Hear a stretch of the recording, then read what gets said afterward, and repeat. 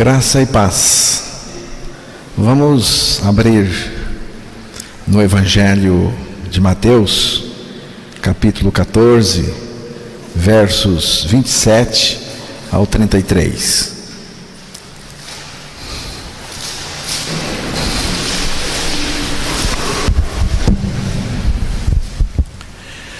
Mas Jesus imediatamente lhes disse: Tende bom ânimo, sou eu, não temais.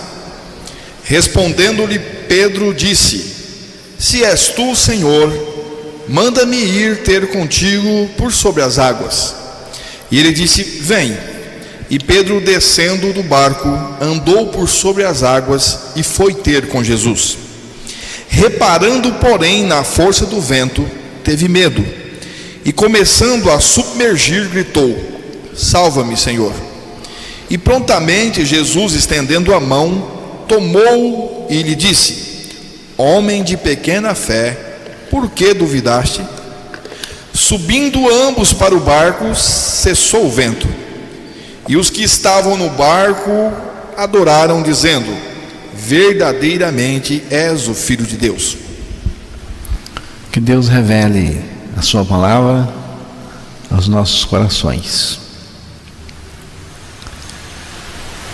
Jesus havia operado um milagre, o milagre dos pães.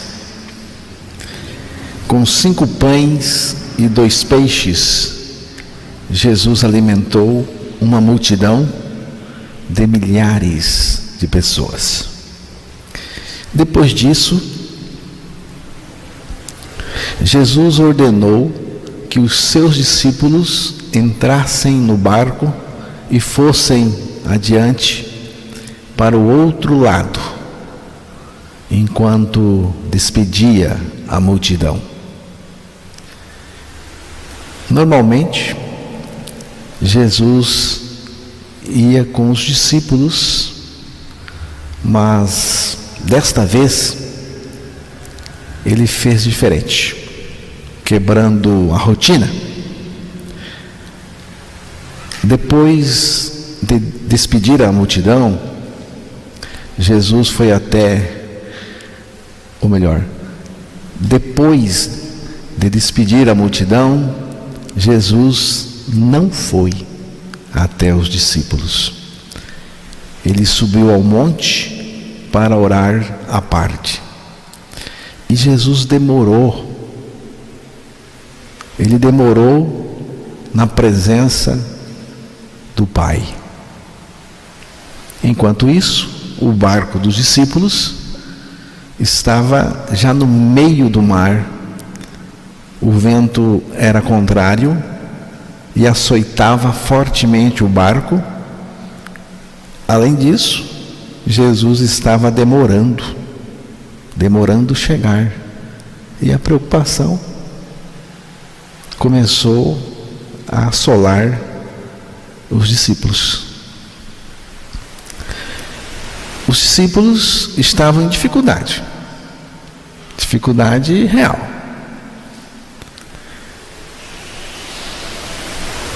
A gente quer que Deus seja como a gente é. No primeiro grito, no primeiro suspiro, na primeira dor, na primeira dificuldade dos nossos filhos, nós corremos lá e queremos fazer alguma coisa. Não é assim? Os pais sabem que é assim.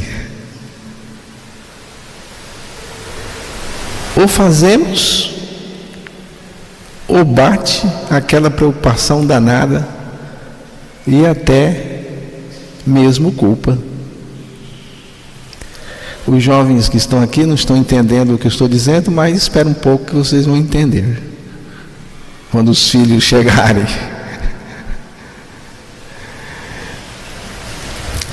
A gente transfere para Deus o nosso jeito de fazer as coisas. A gente quer que Deus A gente quer ver um Deus nervoso, como a gente fica, angustiado, afobado, apressado, igual a gente. Os discípulos estavam atravessando o mar, já era tarde da noite, estavam em dificuldades e Jesus não estava lá. Onde Jesus estava? Jesus estava na montanha, em perfeita comunhão com o Pai. A maioria dos discípulos eram homens do mar, como bem sabemos, pescadores experientes, mas mesmo assim a coisa estava feia para eles. Havia risco real de naufrágio. Eles estavam apavorados, com medo e angustiados. Quanto mais o tempo passava, mais aumentava o drama deles. Quando estamos na aparente espera de Deus, por que estou dizendo aparente espera de Deus? Porque Deus sempre está conosco, todos os momentos, e está conosco em nós, a partir da nossa morte e ressurreição com Ele. Então, quando estamos na aparente espera de Deus,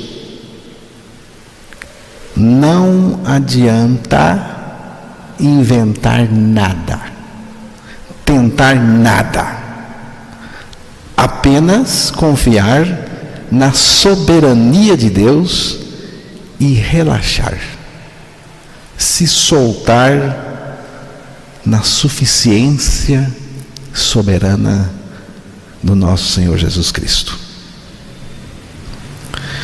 Meu irmão, se você está na estação da espera em alguma coisa, numa dificuldade com você ou com alguém que você ama, ou talvez esteja sofrendo uma perda aparentemente injusta, porque tudo o que acontece conosco está de acordo com o propósito soberano de Deus. Uma doença, uma tribulação, um desconforto, ou qualquer coisa que cerca você, e Jesus aparentemente não interferiu,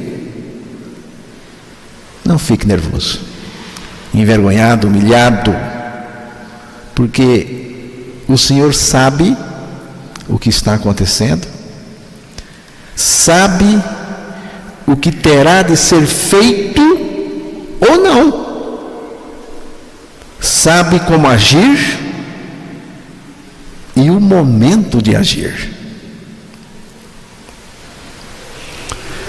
Perto das 4 horas da madrugada,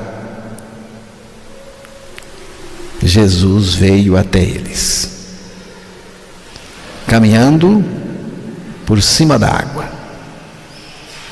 Eles gritaram com medo, pois pensaram que fosse um fantasma.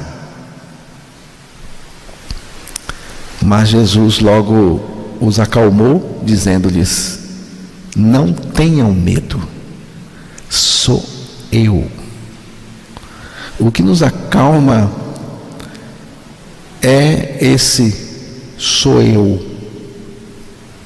Sou eu. Eu estou aqui, estou chegando. Então Pedro gritou: Senhor, se realmente é o Senhor, diga-me que eu vá caminhando por cima da água até onde o Senhor está. Pois não, disse o Senhor, venha. Pedro saiu do barco e caminhou por cima da água em direção a Jesus. Mas quando ele olhou em volta para as ondas altas, ficou cheio de pavor e começou a afundar. Se você olhar para as ondas altas, para as coisas em volta, você vai ter dificuldade. Salva-me, Senhor, gritou ele. No mesmo instante, Jesus estendeu-lhe a mão, o segurou e o salvou. E subiram para o barco. E o vento parou, acalmou.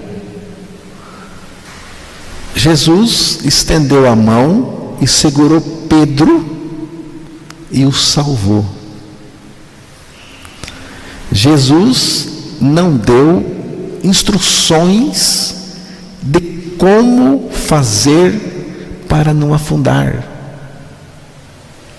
Jesus não jogou um colete, uma corda ou alguma coisa que pudesse ajudá-lo.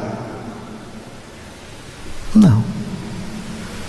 Jesus mesmo foi a salvação de Pedro. Se não fosse Jesus, Pedro teria morrido afogado. Mas não foram os recursos de Pedro, mas os recursos de Jesus Cristo. Não foi a força de Pedro, foi a força de Jesus Cristo. Pedro não fez força nem para segurar, porque não precisava. É provável que ele tenha tentado fazer isso, mas foi Jesus que agarrou pela mão ou pelo braço, e foi Jesus com a sua força e o seu poder que puxou ele. Toda a responsabilidade estava com Jesus. Se Jesus afundasse, Pedro afundaria com ele e ambos morreriam.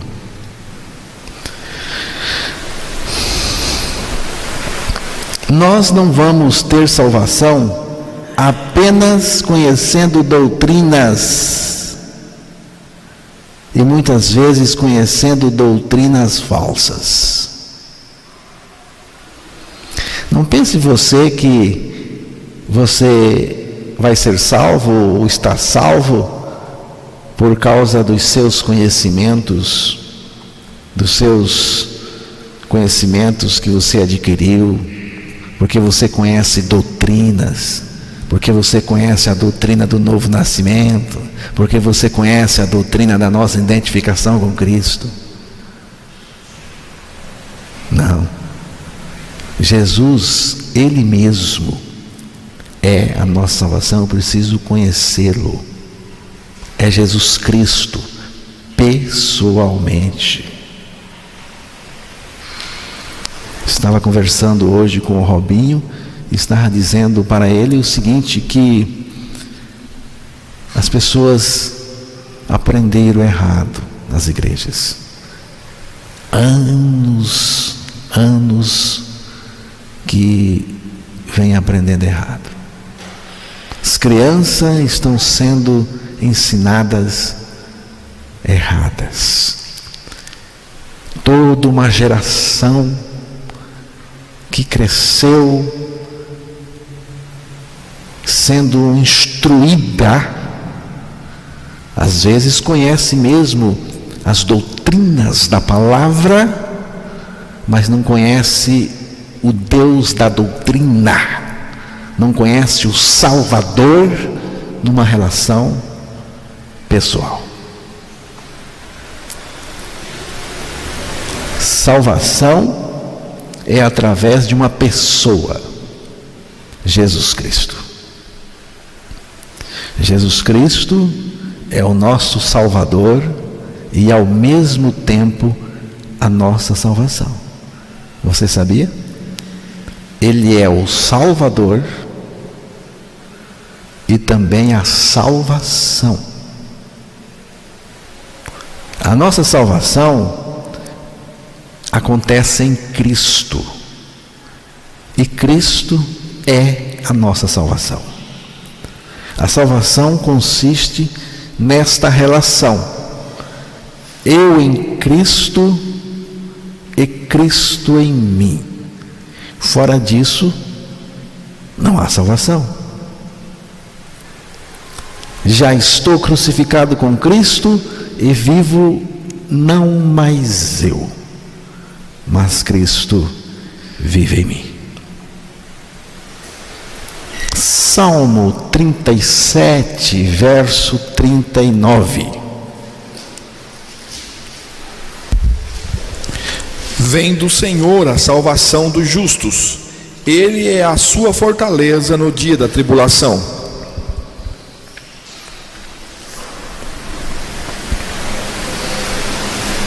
Mas a salvação dos justos vem do Senhor.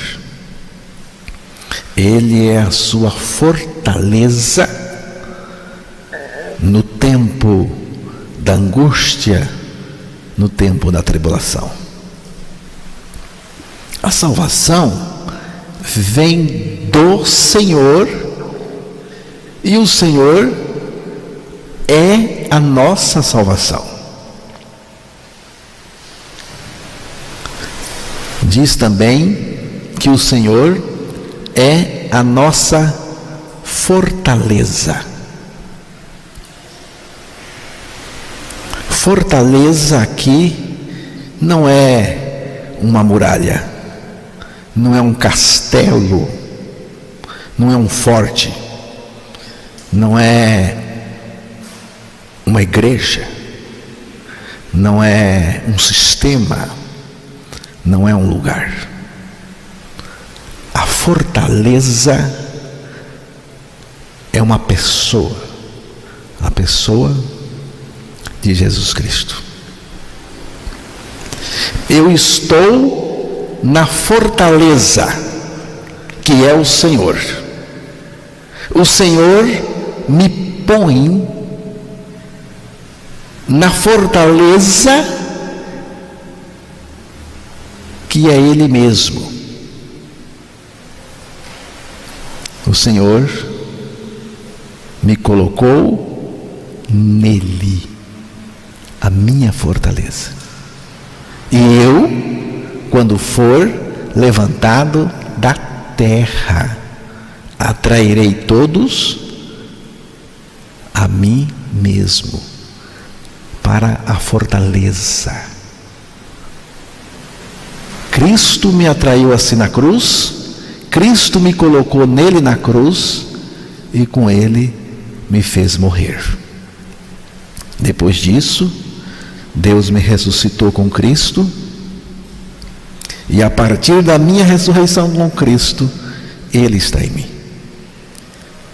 Cristo é a minha fortaleza.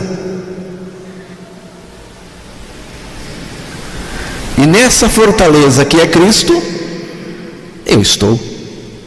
Na cruz, Cristo me colocou na fortaleza que é Ele. Na ressurreição, a fortaleza que é Cristo entrou em mim. Cristo morreu por mim como o meu Salvador me levando a morrer com Ele para me salvar.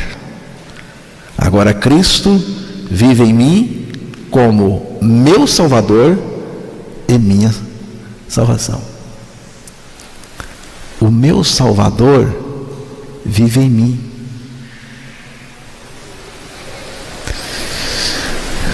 Apocalipse 19, verso 1.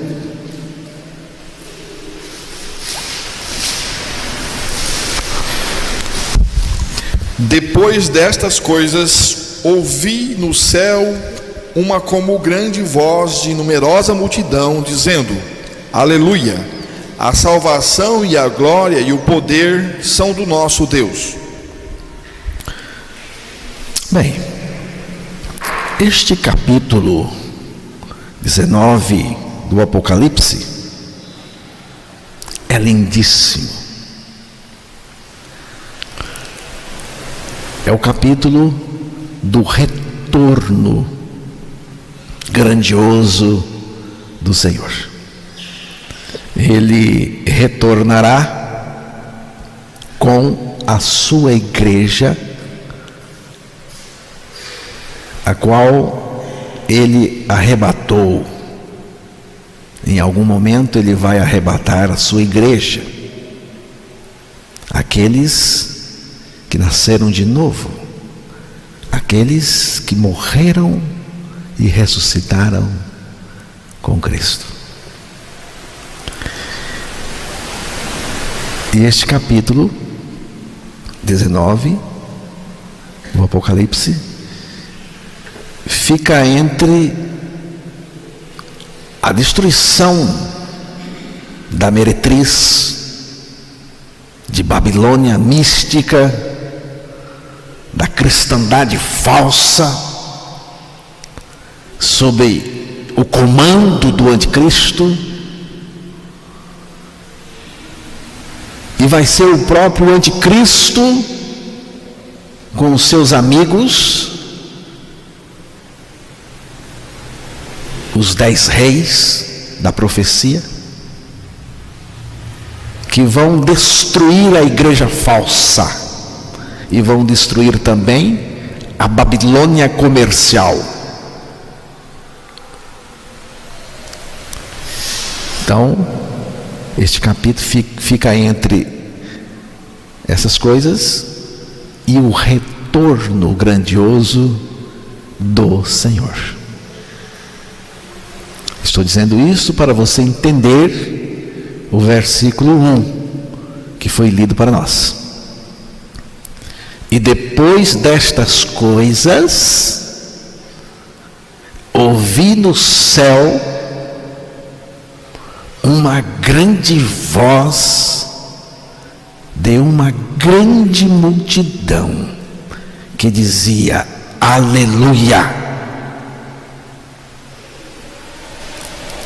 Quem está cantando no céu? Uma grande multidão. Mas quem é esta multidão? Eu acredito que seja a igreja arrebatada, a igreja que está no céu, que virá com o Senhor, neste mesmo capítulo.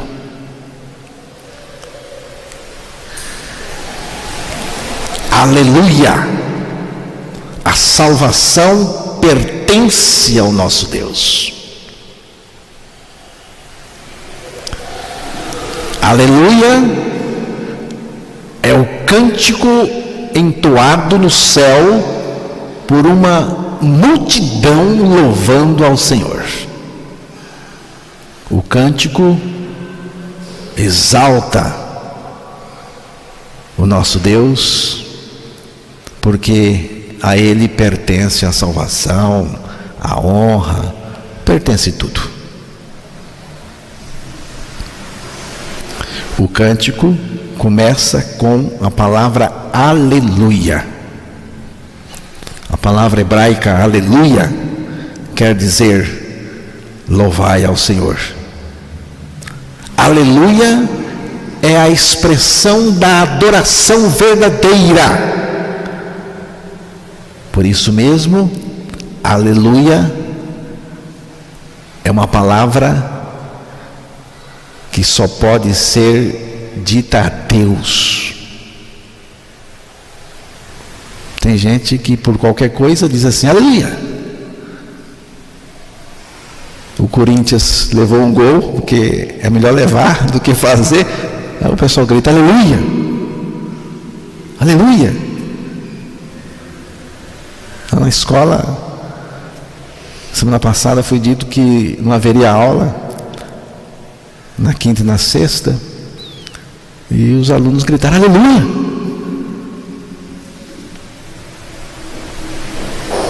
Isso não pode ser dito. Não faça isso. Você só pode dizer aleluia para Deus. Aleluia é o centro da nossa manifestação diante de Deus. Então, se você precisar de uma oração curta, que louve a Deus, apenas diga aleluia. Lamentavelmente, a tônica da igreja dos nossos dias não é aleluia, mas aleluia, porque é uma igreja alheia, distraída, distanciada de Cristo e da sua palavra. A salvação pertence a Deus, dizia o cântico. A salvação é de Deus. A salvação não é nossa, ela é nossa em Cristo. Quem está no céu ou quem vai para o céu tem a compreensão que a salvação pertence ao Senhor. O Senhor é a minha salvação. A minha salvação é o Senhor. Salvação não é um conceito ou um empenho religioso que eu tenho que desenvolver. Muita gente pensa assim. A nossa salvação é o próprio Deus, é o próprio Salvador. Quando temos a salvação como um conceito, uma doutrina, uma coisa, ela se torna impessoal. Mas quando a temos como uma pessoa, ela se torna relacional para nós. É por isso, irmãos, que nós temos comunhão, porque nós não temos uma coisa, nós não temos um amontoado de doutrinas como salvação. Nós temos uma pessoa. Ele é o meu Salvador, também é a minha salvação. Ele está em mim. Podemos ter comunhão, podemos conversar. Deus é a minha salvação. Deus não me ofereceu uma salvação, Ele se tornou a minha salvação. E isto significa que para ter salvação eu preciso estar em Deus e Deus em mim. Não há salvação sem a identificação do homem com Deus. Por isso, Deus mesmo veio a este mundo verdadeiramente Deus e verdadeiramente homem para identificar o homem com Ele na cruz e fazê-lo participante da sua morte e ressurreição. É assim. Porque Deus é a minha salvação, eu preciso estar nele e Ele em mim. Por isso, Deus mesmo veio a este mundo verdadeiramente Deus e verdadeiramente homem para identificar o homem com Ele na cruz e fazê-lo participante da sua morte e ressurreição. Se você foi crucificado, no corpo de Cristo e a pessoa ressurreta de Cristo vive no seu interior, então você está salvo. Quando cremos na palavra de Deus, que afirma a nossa morte e ressurreição em Cristo, o Filho de Deus vem viver em nós. Já estou crucificado com Cristo e vivo, não mais eu, mas Cristo vive em mim. Salvação é um milagre da graça de Deus, nos crucificando e ressuscitando juntamente com Cristo, a fim de Cristo viver em nós a sua vida justa e santa. Creia na palavra de Deus que afirma a sua morte e ressurreição em Cristo e terá o Filho de Deus vivendo no seu interior. Com esta experiência com Cristo, você poderá confessar: eis que Deus é a minha salvação, nele confiarei e não temerei, porque o Senhor Deus é a minha força, é o meu cântico, e se tornou a minha salvação. E poderá também entoar verdadeiramente o cântico do céu a Deus. Aleluia. Amém, irmãos?